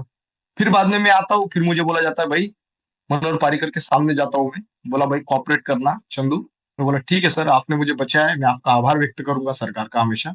और मैं उनका आभार व्यक्त भी करता हूँ, आभार व्यक्त भी करता हूँ। उन्होंने झूठ बोलना पड़ा और मुझे लाया। और सबसे पहले देश की बात होती है, देश से बढ़कर मैं कुछ नहीं हूँ। मैंने देश के लिए क्या किया नहीं, देश की सुरक्षा के लिए देश का पहले बड़ा पॉइंट होता है। मैंने अपने देश के लिए किया था जो कुछ किया था। पर आज अपने ही देश में कटोरा लेके जब चलता हूं मैं, तो मुझे दुख होता है और दर्द होता है कहीं ना कहीं। जैसे अभिनंदन जी आए थे अभी, 2 दिन में आए थे, अफसर थे इसलिए आए थे ना। अगर अभिनंदन नहीं आते तो यहाँ सरकार गिर जाती। अभिनंदन भी क्यों आए पता है? उसका वहां पे वीडियो वायरल हुआ था, आप देखना अभी। वीडियो वायरल हुआ था, वहां के लोग कनेक्ट होते फेसबुक में एक दूसरे से। कनेक्ट होने के बाद तो अभिनंदन को जब छोड़ा गया, क्यों छोड़ा गया, वहां पे वीडियो वायरल होने लगे, फिर मीडिया में आने लगा, तब हमारी गवर्नमेंट ने एक स्टेटमेंट दिया था कि इस बात की हम पुष्टि कर रहे हैं। आप सोचिए, इस बात की हम पुष्टि कर रहे हैं। अभी तक पुष्टि कर रहे थे आप, जब आपके पास इतना इक्विपमेंट है, सारी चीजें है, कोई भी जवान इधर उधर कुछ भी हो जाता है तो आपको सारे मूवमेंट प्रधानमंत्री जब हमारे एयर स्ट्राइक देख रहे थे, सर्जिकल स्ट्राइक देख रहे थे कॉन्फ्रेंस रूम में, तो जब ये वहां गिर गया उसी टाइम क्यों डिनाई नहीं किया गवर्नमेंट ने कि एक जवान पकड़ा गया हमारा उधर, या पड़ गया, गिर गया, क्रैश हो गया। जब वहां पे वीडियो वायरल होने लगा तो तब बोल रहे हैं, बोला इसकी बात की हम पुष्टि कर रहे हैं। फिर वहां से उन्होंने बोला था, उन्होंने भी बताया था, छोड़ दिया था जल्दी से, दूसरे तीसरे दिन छोड़ दिया था, क्योंकि ये नेशनल मुद्दा तो था ही और सरकार गिरने का भी मकसद था। इसलिए पाकिस्तानी न्यूज क्या चला, इसको हमने गिराया नीचे। पाकिस्तान गवर्नमेंट झूठ दिखाएगी, क्योंकि वहां के लोग अपोजिशन पार्टी उनके ऊपर हंगामा करेगी। आपको पता है, जब पाकिस्तान में मैं पकड़ा गया तो वहां की अपोजिशन पार्टी क्या बोल रही थी, सर्जिकल स्ट्राइक हुआ है और ये जवान सर्जिकल स्ट्राइक का हिस्सा है।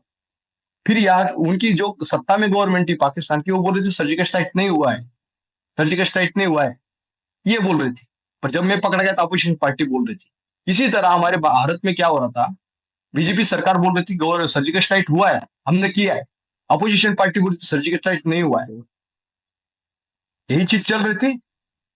पर जब मैं वापस आता हूँ, इतना बड़ा मैंने दर्द लेने के बाद, वो दर्द से मैं सामना करते आता हूँ। मैंने आपको इतना परमिशन टॉर्चर मिला सहा, था वहां जाने के लिए क्या? वही तो बोलो, पीओडब्ल्यू कैसे है मिलते, पीओडब्ल्यू कैसे पोर्टल किया है मेरा। अगर मेरे डिस्ट्रिक्ट के सुभाष बामरे थे, संरक्षण राज्य मंत्री थे उस टाइम, अगर वो भी नहीं होते तो भी मैं वापस नहीं आता, क्योंकि अधिकारी ने मुझे डॉक्यूमेंट में मिसिंग कर दिया है। मेरे घर तक फोन किया है, चंदू छुट्टी पे आया बोला, मेरे नाना को। आप बताओ, ये सारी चीजें जो है ना, ये दर्द आप नहीं समझ पाओगे सर, और ना ही मेरे हिंदुस्तान का कोई नागरिक समझ पाएगा ये दर्द। इसलिए मैं बाहर आने की कोशिश कर रहा हूँ लगातार, आवाज उठा रहा हूँ लगातार। और कोई मुझे बोल दे कि वर्दी डालना अपराध है, तो उन लोगों को पूछो जो नेतागण बैठे, वो वर्दी डाल के राजनीति करते हैं जवानों के ऊपर। मैं वर्दी डाल के न्याय नहीं मांग सकता इस देश में सर? क्या मैं इतना क्रिमिनल हूँ? क्या मुझे दूसरे देश में जाना पड़ेगा जॉब के लिए? और उन जवान का दर्द लेके जा रहा हूं, जो जवान शोषण का लगातार शिकार होता है। आज के बाद हिंदुस्तान में किसी जवान को शोषण नहीं होने दूंगा। मेरा कॉन्टैक्ट नंबर भी आप हो सके तो उसमें ऐड कर देना सर, जरूर ताकि मेरे जरूर। पीड़ित भाई हमारे इकट्ठा हो गए, ये आंदोलन बहुत बड़ा होने वाला है। और जी। उनका दर्द भी मैं दिखाऊंगा मेरे प्लेटफॉर्म में अभी धीरे धीरे, जैसे आप मेरा दर्द दिखा रहे। तो सर आप एक बात बताइए, काफी टाइम मैंने भी देखा, वीडियोस हो रहा था, आप किस बेसिस पे ये क्लेम कर रहे हैं कि फौज के अंदर जो सिपाही होते हैं वो ऑफिसर्स के घर में काम करते हैं और भी बहुत सारी बातें हो रही है, तो ये किस बेसिस पे आप कह रहे हैं? क्या ये सच है बात? बिल्कुल सच्चाई है सर, उसमें कोई एक भी चीज नहीं। मेरे पास वीडियो है, आपको दिखा दूंगा, आप दिखा देना लाइव में, साइड में लगा दे उसको। क्लेम करते हैं। अभी एक जवान है जो नासिक का है बेचारा, उसने तो क्लियर कहा है, बोला सर मैं अभी हाथ मजदूरी काम करो, 300 रुपए रोज पे जा रहा है वो बंदा। उसने सिर्फ सहायक के लिए मना कर दिया था, उसका वीडियो भी चला देना आप थोड़ा हो सके तो। ऐसे कई जवान है, एक नहीं है। और मेरे साथ तीन तीन चार चार जवान क्यों निकल रहे फिर? वो क्यों बोल रहे चिल्ला चिल्ला, पर मीडिया नहीं दिखा रही। वो तो शुक्र मजार करता हूँ मैं आपका कि यूट्यूब वाले बेचारे दिखा रहे। अगर इस पूरे इंसिडेंट में आप जो क्लेम कर रहे हैं, आप जो बोल रहे हैं वीडियोग्राफी कराइए, प्रूफ दीजिए, जस्टिस कीजिए, अगर इसमें जी आप गलत साबित होते हैं तो? सर, मैं तो खुद चाहता हूँ कि मैं इच्छा मृत्यु मैंने पहले ही मांग लिया है 2019 में, जब मुझे गरज हो रहा था। राष्ट्रपति, प्रधानमंत्री, गृह मंत्री, रक्षा मंत्री, इनको लिखित पत्र में मैंने लिखा है कि मुझे न्याय दे दो सर, न्याय नहीं देते तो एक इच्छा मृत्यु दे दो जवान को। सर्विस के दौरान ही दिया है मैंने। आप सोचो, अगर मैं गलत आता हूँ, थोड़ा भी गलत आता हूँ, मैं जिंदगी अपने, मैं जो देश पे बोल रहे हैं ना, आप आर्मी के ऊपर क्लेम कर रहे हो, एक भी मेरा गलत शब्द निकलता है तो मेरे इंडिया गेट पे फांसी लगा देना, खुशी खुशी लग जाऊंगा सर मैं। और मैं ही लगूंगा, मुझे गवर्नमेंट की जरूरत भी नहीं, मैं खुद लग जाऊंगा गले में फांसा लगा के। क्योंकि मैं, ये क्लेम नहीं है, ये हर जवान का दर्द है जो शोषण का लगातार शिकार हो रहा है। और ये यूनिट को, जब आर्मी एक बड्डी सिस्टम होता है, ये किस लिए होता है? वार के टाइम एक दूसरे की सहायता करने के लिए। जब एक दूसरे में लड़ाई में कुछ हो जाता है कभी साथी को, तो उसको सपोर्ट करने के लिए बड्डी सिस्टम होता है। दूसरी बात, यूनिट को प्रभावशाली बनाने के लिए। पर इसका दुरुपयोग किया जा रहा है घरों में काम करने के लिए। जब ये मना कर देता है तो उसको सीधा टर्मिनेट करते हो। आप अग्निवीर के बारे में बताओ, अग्निवीर देश के लिए कैसे सुरक्षित है? जो 6 महीना ये कर रहा है, ट्रेनिंग कर रहा है, और उसको सीधा आप आगे भेज रहे हो। मैंने 18 महीने ट्रेनिंग की, आर्मड फोर्स का जवान हूं मैं। आप सोचो, उसका आर्मड फोर्स का 18 महीने ट्रेनिंग करने के बाद उसमें भी टेस्ट पास करना होता है तमाम। उसमें भी कई 2-2 साल लग जाते हैं किसी को, टेस्ट पास नहीं हुआ तो फिर रिपीट शुरू करता है। और कैसे देश के लिए सुरक्षित है अग्निवीर? उसको आप बताओ, पेंशन तक नहीं उस जवान को। क्यों नहीं सर? क्योंकि वो मिडिल परिवार का है। देशभक्ति करना है तो बिना पेंशन, बिना बिना नौकरी के, मतलब जो बोलते हैं ना देशभक्ति, देशभक्ति बिना नौकरी का कर दो, नेता सार को कर दो, कंटिन्यू कर दो कि जो भी जवान 4 साल 5 साल देश सेवा करेगा फ्री में, उसके बाद ही उसको सरकारी का प्रावधान होगा, ये कर दो। पर ये तो खिलवाड़ हो रहे हैं, सेना को बेचा जा रहा है।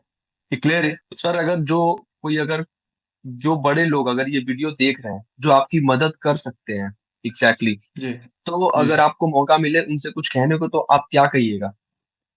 सर, मैं हाथ जोड़ के प्रार्थना करता हूँ सर, बिल्कुल हाथ जोड़ के। अभी मैं लाल किले पे आगरा के सामने गया था, मेजर थे वहां पे, तो उन्होंने भी ये कहा था ये तो होता रहता है। चंदू बोला सही बोल रहे हो, बोला तुम, हमारे कोई सुनने वाला नहीं। उनका वीडियो भी साइड में देखा। तो ये जो चीज है ना, ये हर अफसर को भी पता है, हर जवान को पता है तकलीफ, पर हमारी कोई सुनने वाला ही नहीं, रक्षा मंत्री ही नहीं सुन रहा है। तो जवान का दर्द कौन सुनेगा? हम देश की रक्षा करते हैं सर, हमारी रक्षा करने वाला इस देश में कोई नहीं, कोई नहीं है सर, सच बोल रहा हूँ। क्योंकि ये दर्द तकलीफ होती है सर, जब मैं रात को सोता हूँ तो मुझे ऑटोमेटिकली वो दिन में आता है, सुबह कोई देखता है मेरे पास, तो देखता है, बोला यार इसके साथ, मतलब पाकिस्तान में ये मर जाता तो अच्छा होता। कई लोग बोले भी मुझे रास्ते में, तो दुख होता है सर ये चीज का। ये मतलब फीलिंग जो होती है ना देशभक्ति की, वो नहीं समझ पाओगे आप। जब मैं वहां पे एक दिन एक साल के बराबर था मेरे लिए। मैं राष्ट्रगीत गाता था, जब मुझे पाकिस्तानी मारते थे, राष्ट्रगीत गाना शुरू कर देता था। दर्द होता था वो चीज, और ऑटोमेटिकली देशभक्ति आती है अंदर से, बोला मार डालो क्या मुझे। क्या क्या यातनाएं आपको दी जाती थी उस वक्त? ड्रग्स, इंजेक्शन, कई चीजें से मैं फिरता से गुजर। मैं वाघा बॉर्डर से आया हूँ, मुझे पता तक नहीं मैं कैसे आया। और आज वो तफलीकी याद नहीं करना चाहता सर, मैं बहुत गिल्टी फील होता है मुझे। मतलब मैं अभी ये चीज देखते तो मुझे लाइफ में मैं ये सोचता हूँ, अगर मैं इधर सुसाइड भी कर लिया ना सर, तो ये लगता है कि अगर मैं सुसाइड कर लिया तो पाकिस्तान हंसने लग जाएगी, अपने ही देश में हार गए। ये चीज ना हो इसीलिए लड़ाई लड़ रहा हूँ। और जो जवान शोषण का शिकार होता है कैसे होता है? एक मिडिल परिवार का आदमी होता है, जवान कोई अफसर का नहीं होता है सर। अफसरों ने ऐसे नहीं करना चाहिए। मैं सभी अफसरों को ब्लेम नहीं करूंगा, पर कुछ अफसर तो है जो सच्चाई बोल रहा हूँ। हमारी ये मांग जिस दिन पूरी हो जाएगी ना, उस दिन मैं जीत गया, मुझे कुछ नहीं चाहिए, 1 रुपया नहीं चाहिए किससे। ये मांग देख लो आप, और पढ़ के भी बताना, रिपीट कर करके बताना, क्योंकि ये मांग बिल्कुल जायज है। ये चाहते हैं ताकि ये शोषण रुक जाए। जिस दिन ये मांग पूरी हो जाएगी संसद में, तो ये मांग पक्का जवानों को शोषण से बचाएगी। आपको नहीं लगता है कि आपकी ये जो मांगे हैं ये कहीं ना कहीं देश के लिए सिक्योरिटी थ्रेट बन सकती है? बिल्कुल सर, ये सच्चाई है। ये मांग जिस दिन पूरी हो जाएगी, हर जवान शोषण का शिकार से बच जाएगा। क्योंकि हमारे जनरल साहब अभी नहीं बोलेंगे। मैं अभी तो सोच रहा हूँ जनरल साहब के घर के सामने में कटोरा लेके निकल जाने वाला हूँ। जब आर्मी जनरल हमारे वहां पे तमाम वीडियो देखते हैं, जब जवान के बारे में एक इम्पोर्टेंट बात बताता हूँ आप। हेमंत करकराज, जिसकी गर्दन काट के ले गए थे टेररिस्ट, उसके बाद उसके घर पे जनरल साहब आए थे। जनरल साहब आए थे उसके घर पे, बोला हम आपके परिवार के साथ है, हमेशा आपके साथ रहेंगे। जब उसके परिवार को आज की तारीख में नोटिस देके घर क्वार्टर खाली करवा के उसको पैसा तक नहीं मिला है पूरा, उसका वीडियो भी आज तक कोई नहीं दिखाता। तब सुषमा स्वराज जी थे, तभी बीजेपी की अपोजिशन पार्टी थी, एक सर के बदले 10 गर्दन लाओ बोला। पाकिस्तान के ऊपर बड़ी राजनीति हो रही थी तब। और आज वो परिवार दर दर की ठोकरें खा रहा है सर, उसका भी दर्द कोई सुनने वाला नहीं। हम देश की हिफाजत करते सर, हमारी हिफाजत करने वाला कोई नहीं। देखिए सर, देख के बहुत बुरा लग रहा है। क्यों? सर आप रोइए नहीं सर। मुझे उम्मीद है आज या कुछ टाइम बाद जरूर इसके ऊपर कोई ना कोई डिसीजन बनेगा। अगर आप सच हैं तो आपको इंसाफ जरूर मिलेगा। देर से ही सही लेकिन ये जरूर मिलेगा ये आपको। जब नोटिस बैंक वाले 3 3 बार कॉल कर रहे, परेशान कर रहे, हरास कर रहे, नोटिस दिया है मेरा आदमी। मैं सोच रहा हूँ, अगर मुझे अभी कंपनी में भी गया था, जॉब नहीं मिला, मुझे बोला आप टर्मिनेट हो, आपको नहीं मिलेगा। तो क्या करूं मैं? कहीं दूसरे देश में चला जाऊं जॉब के लिए, वो भी नहीं मिलेगा क्या? या मर जाओ, खुद को मार डालो, बच्चे को मार डालो? हम ही सुरक्षित नहीं तो बच्चा क्या सुरक्षित रहेगा इस देश में? हम ही सुरक्षित नहीं, मेरी पत्नी क्या सुरक्षित रहेगी? और पाकिस्तान से आने वाले जो इनके रिलेटिव होते हैं, लाखों श्रद्धालु जाते हैं सर। पठानकोट से देखिए, पंजाब में देखिए, लाखों श्रद्धालु इनके रिलेटिव होते हैं वहां पे, ये भी तो जाते हैं। हमने कौन सा गलती कर दिया? देशभक्ति दिखाना, यही मेरी गलती हो गई सर। यही मेरा दर्द है, जो मैं बताने की कोशिश कर रहा हूँ लगातार। अभी आपके सर पे इतना बड़ा अमाउंट है लोन के तौर पे, आप इसे कैसे चुकता करिएगा? तो वही बोल रहा हूँ ना सर, अभी 3 3 बार अभी नोटिस देखिए, लगा देना साइड में। 3 महीने बाद अभी प्रोसेस करेंगे, वो घर भी कर लेंगे वो। मैं बोला कर दो भाई, हम रास्ते पे आ जाएंगे, क्या है, कटोरा लेके निकल जाऊंगा। अगर नहीं हुआ ज्यादा से ज्यादा, तो वही सोच रहा हूँ कि गले में फांसी बंदा लगा ले, बच्चे को भी और मेरे भी खत्म कर देता हूँ, क्योंकि मैं नहीं लड़ाई लड़ ही रहा था अभी नहीं तक। नहीं नहीं सर, ऐसा मत सोचिए, कुछ ऐसा मत सोचिए। इतना दिन आप सरवाइव किए, किसी भी बुरा हाल में आप झेले इतना समय, कम से कम आपके साथ आपकी वाइफ है, आपका बच्चा है। ऐसे मत करिए, आप जो लड़ अरे रहे सर हैं वो आप वाइफ वो बच्चा क्या पूछेगा सर मेरा, जब बड़ा हो जाए क्या पूछेगा तुमने क्या किया, देशभक्ति दिखाए तेरे को ये मिला, उसको क्या जवाब दूंगे, ये कलंक मिटाना चाहता हूँ सर मैं। ये जो गलत कलंक होता है ना, एक जवान सेना में भर्ती होता है ना, पूरा गांव पूरा देश उसको सल्यूट करता है सर, गुजरता है तो। पर आज वो एक जवान सेना से बर्खास्त होता है तो पूरा गांव उसका देश उसको कैसे नजर से देखता है। ये कलंक मिटा सकते हो आप? नहीं ना। इससे बड़ा कलंक तो यही नहीं देश में। आप सोचिए 14 लाख से ऊपर जवान है जो आवाज नहीं उठा सकते। वो सिर्फ इसलिए नहीं उठाते क्योंकि उनके पास आर्थिक कमजोरी इतनी है कि आप नहीं सोच सकते सर, एक ये ऑप्शन में भी डेटा आपके भेदभाव पास की। ये डेटा आपके पास कहाँ से है 14 लाख? सर मैंने कैलकुलेट किया सर, मेरे पास तमाम लोगों के कॉन्टैक्ट नंबर मैंने डायरी खोली है। उन लोगों को मैं बताने की कोशिश करता हूँ दिल्ली में आ जाओ सर, तो उनके पास पैसा तक नहीं है आने के लिए। कलेक्ट से मेरे पास नंबर दिखा दूंगा, कॉन्टैक्ट दे दूंगा आपको, लगाना उनको कॉल सर। आप सोचिए जो 80 80 साल का एजेड आदमी आज पुणे में सिक्योरिटी गार्ड की ड्यूटी कर रहा है, 14 साल उसने देश की हिफाजत की, उसको घर भेज दिया, ना ही पेंशन ना ही कुछ चीज दी गई। उसका दर्द जब सुना तो आंखों में आंसू आ गया सर मेरा, क्योंकि मैं ऐसा उस भी होता सैनिक है? हूँ। सर है सर, एक्चुअली मैं आपको कांटेक्ट नंबर दूंगा और लगा देना, उनका कांटेक्ट नंबर भी डाल देना चाहिए। आप सोचो उसका दर्द कैसे होगा। वो सिक्योरिटी गार्ड की ड्यूटी कर रहा है, 80 साल की एज है उसकी। आप सोचो। वो बोला मैं परिवार हूँ, मैं कैसे आऊँ सर। मैं बोला सर मैं अभी कोशिश कर रहा हूँ, ये लड़ाई तो मैं ऐसे मरने से अच्छा उनका दर्द दिखा के मर जाऊं, ये सोच के मैं लड़ाई लड़ रहा हूँ। चाहे सड़कों पे, चाहे कई आंध्रा यूपी एमपी कई लोग कॉल कर रहे हैं, पर मैं ये दर्द अभी मेरे ये प्लेटफॉर्म में जो यूट्यूब है उसमें खोला है, उसमें दिखाने की कोशिश कर रहा हूँ। पर मुझे इतना कुछ आता नहीं है, थोड़ा बहुत सीख रहा हूँ मैं उसमें दिखा सकूं। पर शायद पता नहीं गवर्नमेंट ये यूट्यूब भी बंद कर दे, फिर मैंने दूसरा खोल के रखा है, फिर फेसबुक खोला है, उसको भी दबा रहे हैं। आप देखिए 2 2 बार मेरे को नोटिस आती है, क्यों?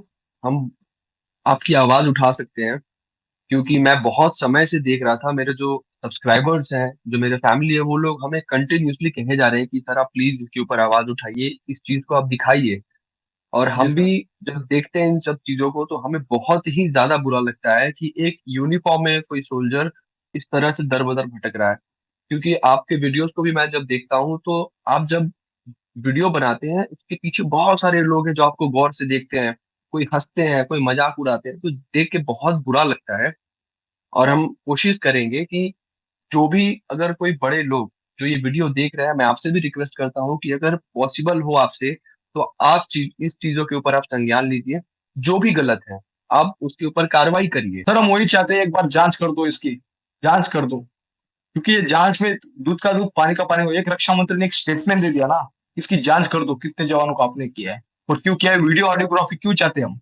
जब भी जवान को पनिशमेंट दिया जाता है, एक अपने अफसर ने जो लिख दिया वही क्लर्क लिख देता है बस, उसकी बात तक नहीं सुनी जाती है। 1950 एक्ट, ब्रिटिश लॉ, जो आज तक हम देश में आजाद तो हो गए पर हमारे सेना के जवान आजाद नहीं हो पा रहे। आप सोचिए टर्मिनेट जवान कितने हो गए होंगे, कितने जवान का पेट पे लात मारी गई। अभी जब सेना से बर्खास्त होता है उसके पीछे एक परिवार होता है सर, उसका एक फैमिली होता है।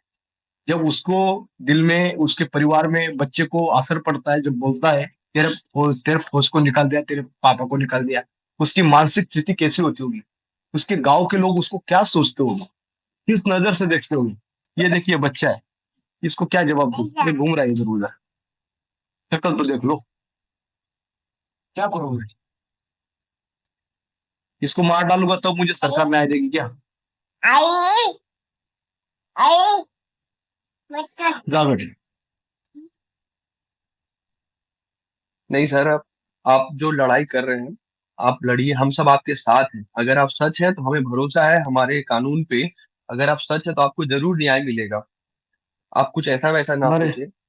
अभी मैंने ईमेल उमेल डाला है सर, ह्यूमन राइट कमीशन से लेकर तमाम चीजों को मैंने चीफ ऑफ जस्टिस को और कई जगह डाला है। अभी ईमेल का रिप्लाई आया है, कोर्ट के लिए आपको सरकारी वकील मिलेगा, और वो सरकारी वकील भी किस तरह मेरे केस को हैंडल करता है ये चीज भी मैं बता नहीं पाऊंगा। पर कर रहा हूँ कोशिश, ये भी चल रही है, ये भी फाइट चल रही है। मैं चाहता हूँ अभी ये लोन कहाँ से चुकाऊं, और सामने परिवार खड़ा है, मेरे पास कुछ नहीं। और मैं पैसा 1 रुपया किसी का नहीं लेना चाहता, देश का किसी नागरिक का नहीं। ये लड़ाई उन परिवार के लिए जो परिवार ऑलरेडी शोषण का शिकार हुआ है लगातार, जो जवान हमारे जवान देश की रक्षा करते हैं, उसको जब घर भेज दिया जाता है, उसका परिवार पे क्या बीतती है। इसीलिए लड़ाई में थोड़ा आर्थिक सहायता मैंने मांगी और वो मैं कोशिश भी किया। 8, 12, 15 दिन में दिल्ली में घूमता रहा। मेरे साथ एक बंदा था भालेराव करके, वो भी घुमा मेरे साथ दिल्ली में। उसके पास भी पैसा नहीं था, कुछ लोगों ने मदद की, उसी पैसे से हम आधार पे लड़ाई लड़ रहे थे। और जब लड़ रहे थे तो पुलिस भी हमें डिटेन कर रही थी बार बार। क्यों कर रही थी यार? वर्दी में हम न्याय चाहते, न्याय दे दो। हम ज्यादा कुछ नहीं मांग रहे आपसे। ये मेरा देखिए, हो सके तो एक कार्ड भी है। 1 रुपया गवर्नमेंट ने अभी तक रिटर्न नहीं दिया। मेरा मेरा सर्विस का 11 साल का पैसा भी नहीं दिया है। क्यों नहीं दिया? ये कार्ड को क्या करूं मैं? ये देशभक्ति क्या है मेरे काम? ये कार्ड को क्या करूं मैं, जिसमें लिखा गया अनडिजायर, जिसमें कलंक लगा है, और मेरे को एक सर्विसमैन का दे रही है? क्यों दे रहे हो? आप जब सुबह घर से निकलते होंगे ये सोच के कि आज जस्टिस मिलेगा या फिर आज कुछ होगा, क्योंकि 3 महीने से जो चला आ रहा है अपने सोचते अच्छा कुछ होगा आज। लेकिन फिर अब जब रात में घर आते हैं वही चीज जब होते रहता है, कंटिन्यू 3 महीने से हो रहा है, तो कितना बुरा लगता है ये देख के। सर मैं बता क्या रहा हूँ आपको, वो जो हिंदुस्तान नामर्द वाला नेताओं का देश का बैनर है ना, वो गले में चिपका लूं और फिर सो जाऊं, तब मुझे फील अच्छा होता है। तब तक नई नींद आती है मेरे को। मर्द नेता की तलाश में निकला हूं, क्योंकि हमारे देश में जो नेतागण है वो राष्ट्रभक्ति की बातें तो करते हैं, पर इनके परिवार में इनके बच्चे फॉरेन में जाके विदेश में पढ़ते हैं, और उसके बाद यहाँ पे राष्ट्रभक्ति की बातें करते हैं। इनको फौज में डालो, एक बार सेना से जुड़ो, एक सिपाही रैंक में भेजो इनको, तब पता चलेगा शोषण क्या होता है। लगातार शोषण, एक सिपाही कितना शोषण लेता है। देश की रक्षा तो करते हैं, पर साथ में शोषण का शिकार किस तरह होता है। हमारे अफसर तो हमारा शोषण करते ही है, पर बाहर आने के बाद गांव के लोग से लेकर पूरा देश उसका कैसे शोषण करता है। ये एक बार पीड़ित जवान का आवाज उठा दो सर। ये पीड़ित जवान नहीं है, ये रियल हीरो है, जिन्होंने सच के खिलाफ आवाज उठाई थी और इनको पेट पे लात मारी गई। इसलिए हम चाहते हैं आपकी यूट्यूब के माध्यम से कि आप ये आवाज इतना उठाओ ताकि सरकार हमारी बात सुने। जरूर सर, हमसे जितना हो सकता है हम आपसे कह रहे हैं, हम जरूर आपकी आवाज उठाएंगे और हम कोशिश करेंगे कि बहुत जल्दी ही इसके ऊपर कोई कार्रवाई हो और ये चीज जो है लोगों के सामने क्लियर हो जाए कि कौन गलत है कौन सही है। तब तक मैं आपसे रिक्वेस्ट करता हूँ, आप कुछ ऐसा वैसा ना सोचे। आप जो कर रहे हैं एक लिमिट में करिए कि इससे हमारी सेना का भी नाम ना खराब हो। क्योंकि देखिए, सरकार अलग चीज है, सेना अलग चीज है। ठीक है, सरकार को, अगर सरकार कुछ गलत कर रही है तो आप उनको जो कहना है कहिए, लेकिन आपको भी पता है ना कि हमारी सेना जो है इनका कोई बात ही नहीं है, ये बहुत अलग है। सर तो सेना ऑर्गेनाइजेशन वर्ल्ड में 1 नंबर। सर मैं सेना ऑर्गेनाइजेशन में 1% भी सेना ऑर्गेनाइजेशन को नहीं बोल रहा हूँ। सेना में अधिकारी सेना ऑर्गेनाइजेशन के नाम पे जवान को जो शोषण कर रहे हैं उसके बारे में बोल रहा हूँ मैं। हमारी सेना की ऑर्गेनाइजेशन का नाम लेके बोलते हैं अफसर कि सेना को ये कर रहा है, पर ये गलत कर रहे हैं, वो चीज कभी नहीं बोले, कभी नहीं बोले। और इसीलिए हमारे सिविल लोगों को इम्पैक्ट क्या पड़ता है, यार सेना का मामला है, सेना का मामला है। अरे हम भी तो जवान है, हमारे साथ शोषण हो रहा है अंदर। जब हम आवाज उठा रहे हैं तो उस अधिकारी को पकड़ो ना। सिविल लोगों को बताना चाहता हूँ, उस अधिकारी को बोलो कि तुम ऐसे क्यों कर रहे हो। सेना का नाम लेके तुम ये गलत जो बोल रहे हो, रॉन्ग मैसेज डाल रहे हो, ये मत करो। उस जवान के साथ गलत कर रहे हो तो बताओ ना सच, क्यों नहीं सुन रहे? उनके खिलाफ भी तो कार्रवाई हो सकती है। हम सेना के एक सिपाही है, ये सिपाही की रैंक क्या होती है? सिर्फ नॉर्मल होती है, इसीलिए उसको बार बार दबाया जाता है, ठूस दिया जाता है। इसी जगह अफसर रहा तो उसका देखिए कितने जवान अफसर को कोर्ट मार्शल हुआ आज तक, आंकड़ा बता दो। और हुआ भी होगा तो रियल फैक्ट पे हुआ होगा उनका। और जवानों को देखिए आंकड़ा, जवानों को कितना आंकड़ा है, वही तो मैं चाहता हूँ संसद में बता दो उनका आंकड़ा। और जब जवान सेना में जुड़ता है एक देशभक्ति की भावना से जुड़ता है, पर जवान जब सेना से बर्खास्त होता है तो एक आतंकवादी की तरह होता है, ये याद रखना। क्योंकि वो देश में और राज्य में नौकरी नहीं कर सकता है। और वही पाकिस्तान से आतंकवादी हमले करते हैं तो उनको जेएनके की गवर्नमेंट नौकरी देती है। और उसके बाद वो एक इंटरव्यू भी मेरे पास, उसने एक मिल्टन को पकड़ा था, उसको सेना में भी भर्ती किया। वैसे रूल के हिसाब से लागू नहीं है, उसको गवर्नमेंट उसको पैसा दे सकती है, सारी चीजें कर सकती है, और उसको सेना में तक भर्ती कर दिया था मेजर ने। उसका इंटरव्यू भी मैं दिखा दूंगा आपको। का बच्चा अभी स्कूल जाता है? नहीं सर, अभी 1.5-2 साल का होगा अभी दिसंबर में। बच्चे को ख्याल रखिए और बाकी हम सब आपके साथ हैं। चंदू जी, एकदम आप फिक्र ना करिए, क्योंकि थोड़ा देर से न्याय मिलेगा लेकिन मिलेगा आपको जरूर, अगर आप सच्चाई आपके अंदर है तो। ठीक है, जी सर। बाकी आपके टाइम के लिए बहुत बहुत ज्यादा धन्यवाद। और हम इस ठीक है चीजों सर, को धन्यवाद। आगे बहुत अच्छे तरीके से लोगों के सामने रखेंगे ताकि उनका जो एक दिमाग में डाउट बना हुआ है कि क्या है मैटर, क्या नहीं है। मैं उम्मीद करता हूँ कि लोग अगर ये वीडियो पूरा देखें तो उनको ये समझ में आ जाएगा कि डे वन से अभी तक क्या मामला है। और मैं आप लोगों से भी रिक्वेस्ट करता हूँ जो ये वीडियो देख रहे हैं, प्लीज आपको कौन सही लगे कौन गलत लगे आप कमेंट में जरूर बताएं और मदद करें। मदद करें एटलीस्ट। मान लीजिए चंदू सर गलत भी हैं, तो जब तक इन्वेस्टिगेशन ना हो तो पता कैसे चलेगा। तो इसके लिए सबसे ज्यादा जरूरी है इन्वेस्टिगेशन होना। तो आप सभी से रिक्वेस्ट करते हैं आप अपना प्यार दिखलाएं और वीडियो को ज्यादा से ज्यादा वायरल करें, शेयर करें, क्योंकि आज के टाइम में ना सोशल मीडिया एक ऐसा चीज है, अगर कोई चीज इस पे वायरल हो जाता है तो रातों रात अगले दिन उसके ऊपर काम हो जाता है, उस चीज के ऊपर, उस टॉपिक के ऊपर। तो आप सभी से रिक्वेस्ट है कि आप सब मदद करें सर की। सर का फाइनेंशियल कंडीशन भी सही नहीं है, जिस तरीके से आप कर सकते हैं सर का फोन पे नंबर, क्यूआर, हम हर चीज आपको प्रोवाइड कर देंगे। आप जरूर सर की मदद करें, क्योंकि अभी सर के जैसी कंडीशन है, एक 12 लाख का अमाउंट है सर के ऊपर। इंसान के ऊपर अगर 1,000 रुपए का किसी के ऊपर बाकी रहता है तो नींद नहीं आता है कैसे देना है। और वो तो 12 लाख रुपए बहुत बड़ी अमाउंट है। तो आप लोग भी मदद करें सर की। बाकी हमें भी इंतजार रहेगा कि कब ये डिसीजन आ रहा है, उसके बाद फिर हम सर के साथ एक बार जुड़ के बात करेंगे और आप लोगों के सामने आएंगे। तब तक के लिए फिर मिलते हैं नेक्स्ट वीडियो में। जय हिंद।